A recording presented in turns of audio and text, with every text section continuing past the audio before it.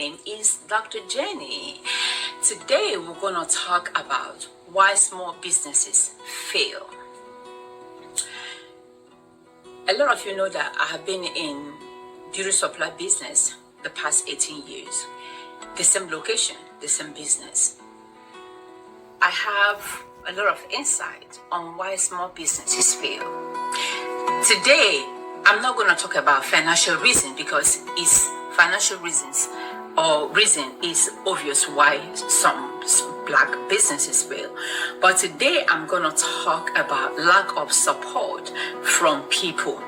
One of the reasons why small businesses, especially black businesses, fail is because of we lack support from our own people. We lack support from our own people. See, I'm not saying majority of the people or everyone behave like this, but I'm going to say for the most part, the money that we use to support other races, if we can use that same money and support our own black businesses, I think we will thrive more. Because it's very, very disheartening. I remember the first maybe 2 weeks I opened my business, a lady came into the show and she, took few things and she asked me for blow dryer. Then I didn't have anything in the show. She asked me for blow dryer. I told her I didn't have blow dryer. When I rang her up, it was about $100, and that was going to be my first time of handling $100 bill. So I told her her bill was $100. She said, since you don't have blow dryer, I'm going to keep everything and go to the Korean beauty supply because I want to do one-stop shop. So I pleaded with her, said, please, could you just, support me with this item and you can go to the Koreans and buy the other one. She vehemently refused. She left. When she left, I went to the bathroom, I cried.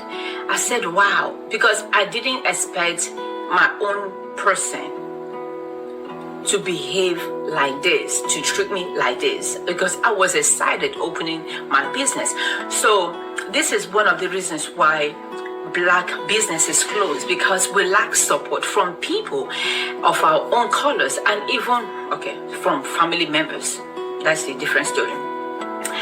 And another reason why small businesses fail, black businesses fail, is unfriendly environment. A lot of business owners, black business owners, are unfriendly to their customers. A lot of them are unfriendly to their customers. I can't tell you how many beauty suppliers I've gone to help them. I will come in as a customer. They wouldn't know that I'm there to help them out. The way they behave to me, when I leave, the person who introduced me to them will call me and say, Jane, did you go there? And when I tell them my ordeal, they're like, oh no, go back out, I'm going to talk to her. I said, no. When you open a business, you have to make yourself available. You have to make yourself friendly. You have to I tell people, once somebody come into my shop, whether you're buying, you're not buying, you're already a friend. You're already a family member. You're already an aunt. You're already an uncle. That's how I operate in my business. And if it takes you 5 years to come back, guess what? If I recollect about having interaction with you, I will give you a hug. I will shout. I will scream. I will do everything. Hey, woo, woo, woo. Just to make the person feel welcome. Because you have to be like the life that you want to attract. If you want people to come and support you, you also, have to make yourself supportable, if that's a good English.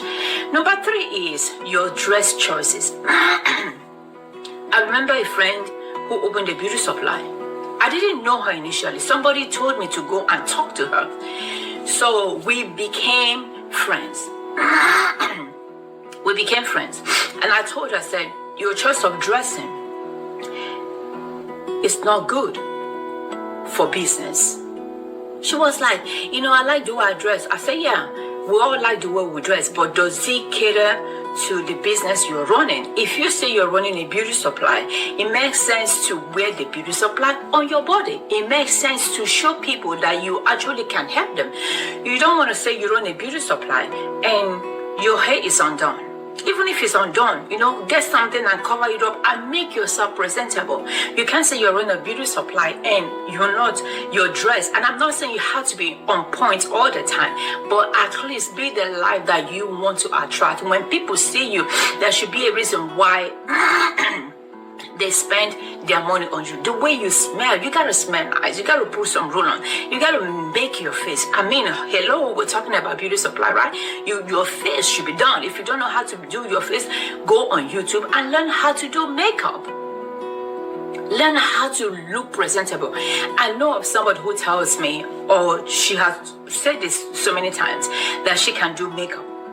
And I can't introduce her to any of my clients. Why? Because I've never seen her wear makeup before. So I'm kind of skeptical whether to introduce her to my friends or not, because I have not seen her wear makeup on her face. So it's going to be my repetition on the line if she does not know how to do it. But she shows me pictures, and now I'm trying to reconcile between her face and the pictures that she showed me. Is she really the one that did those, or she's not? So these are the number 3 reasons why small businesses fail. Number 4 is life before profit. Living life before profit. So a lot of small businesses are in the habit of, when they see little profit, then they go higher. If they used to wear maybe brand names from Burlington, now that they started making money, they upgrade to Louis Vuitton. They see little profit, they see little money, so they start living a larger life. That money that you're making, that profit is supposed to be reinvested in the business. It's not a time for you to start, especially if you're a brand new business, it's not a time for you to start going on trips, on vacations, and spending your money lavishly. The first 5-7 years of your business, you have to be in that business. You have to be the one running that business. You have to be the one to make sure that whatever profit that you have at the end of the month is reinvested in the business, because that is how you're going to grow. I remember when I opened, I didn't have product. I didn't have product.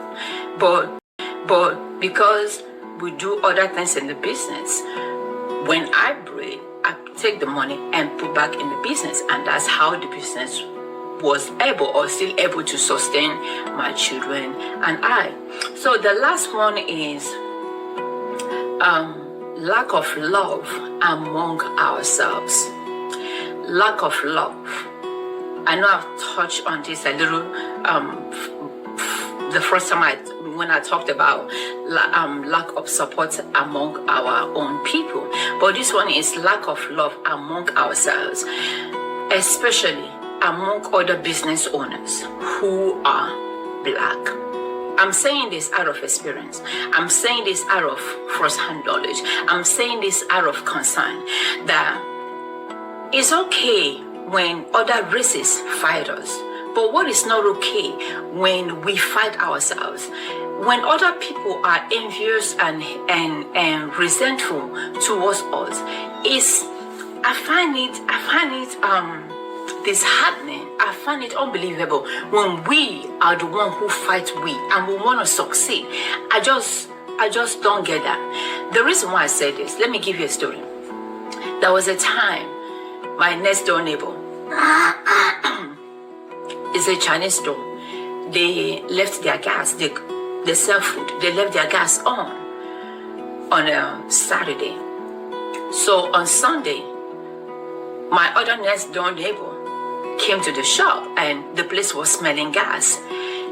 He called the police. The fire department, they came, the whole road was closed because the electric meters for the whole building is at the back of my door outside. they thought the gas was coming in from my shop. They broke in my shop from the back. The police broke in. I've come to find out it wasn't from my shop. It was the Chinese. Before they were able to break in and all of that, the Chinese people came and opened their door. So as soon as I came, it took a little while before my phone, I think it was going to voicemail. When my alarm company was calling me, it was going to voicemail.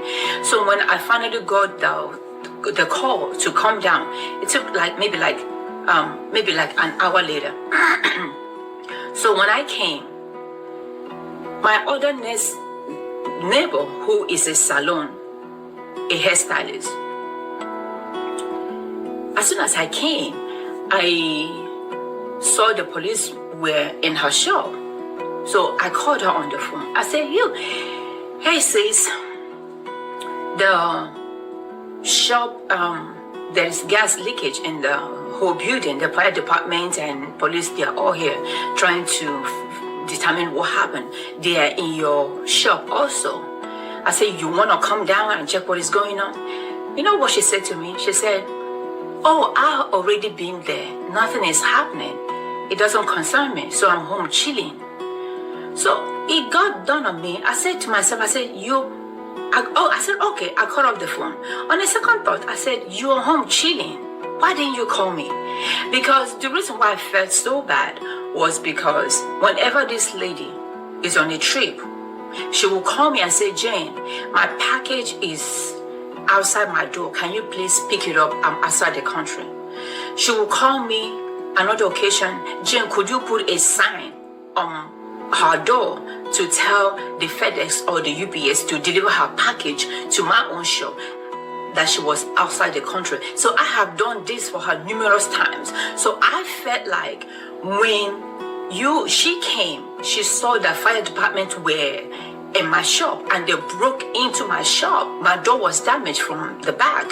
I felt she should have that common decency to come and say, hey, Jen, this is what is going on. Could you calm down? The same way I came in, it didn't even take me up to a minute. I saw they were in her store. I called her. So, it angered me. I left it alone.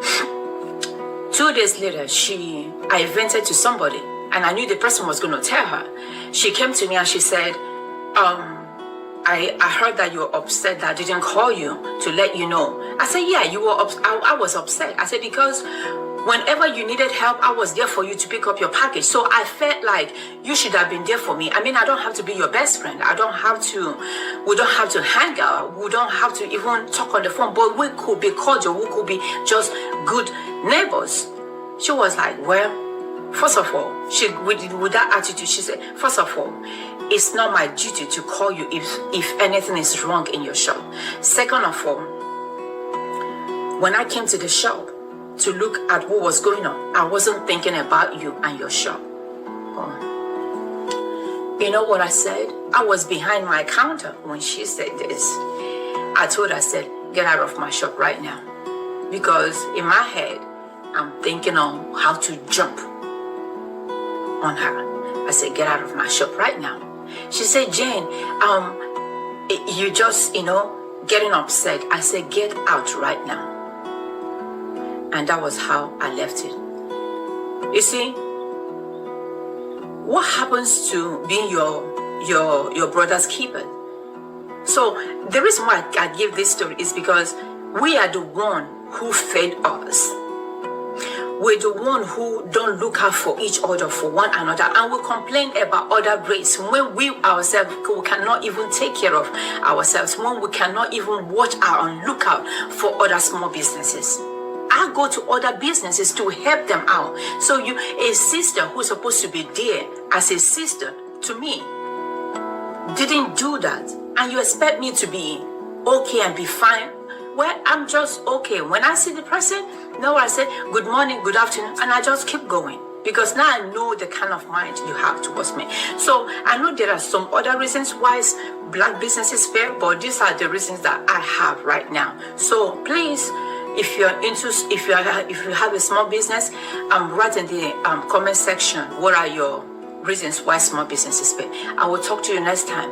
Please take care of yourself and take care of each other. Bye. Don't forget to like and subscribe also.